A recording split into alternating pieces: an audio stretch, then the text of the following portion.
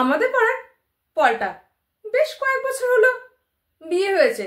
তো এমনিতে পলটা খুব ভালো ছেলে, কিন্তু পলটা একটু বোকা বোকা টাইপের ছিল। তো পলটার শ্বশুরের কিছুদিন যাবৎ শরীর খারাপ। তো পলটা শ্বশুরকে দেখতে যাবে।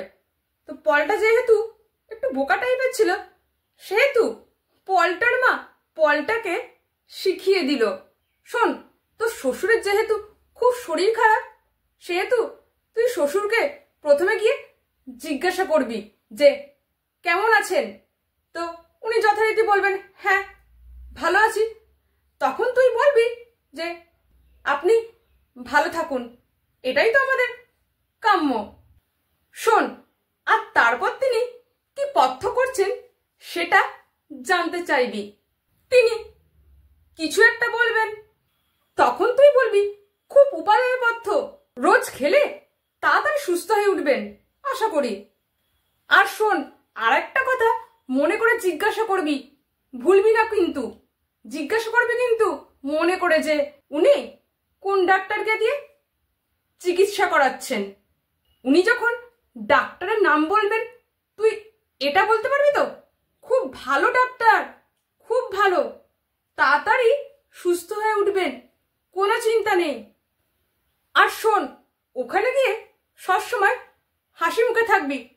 তো পলটা মায়ের কথায় ঘাড় নেড়ে বেরিয়ে পড়ল শ্বশুর বাড়ি তার শ্বশুরকে দেখতে।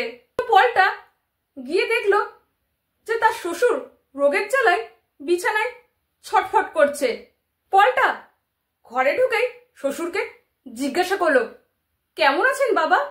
শ্বশুর, আর ভালো নেই বাবা, একদম আর বাঁচার ইচ্ছা নেই। পলটা, এটাই তো আমাদের কাম্য। তা আপনি কি কি পথ্য ব্যবহার করছেন? তো পলটার শ্বশুর রেগে গিয়ে পলটাকে বলল, কি আবার ব্যবহার করবো? হ্যাঁ, ঘোড়ার ডিম ব্যবহার করছি। পলটা, বাহ বাহ, খুব ভালো, রোজ খেলে আশা করে তাড়াতাড়ি সুস্থ হয়ে উঠবেন। তা আপনি কোন ডাক্তারকে দেখাচ্ছেন?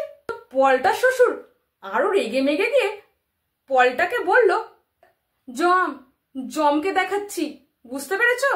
পলটা, খুব ভালো, খুব ভালো ডাক্তার, আপনি খুব ভালো ডাক্তারকে দেখাচ্ছেন, আশা করি আপনি খুব তাড়াতাড়ি সুস্থ হয়ে উঠবেন। তো এইসব কথা শুনে পলটার শ্বশুর পলটাকে বলল, তুমি যাও বাবা, তুমি আরো কিছুক্ষণ এখানে থাকলে আমি আরো অসুস্থ হয়ে যাব।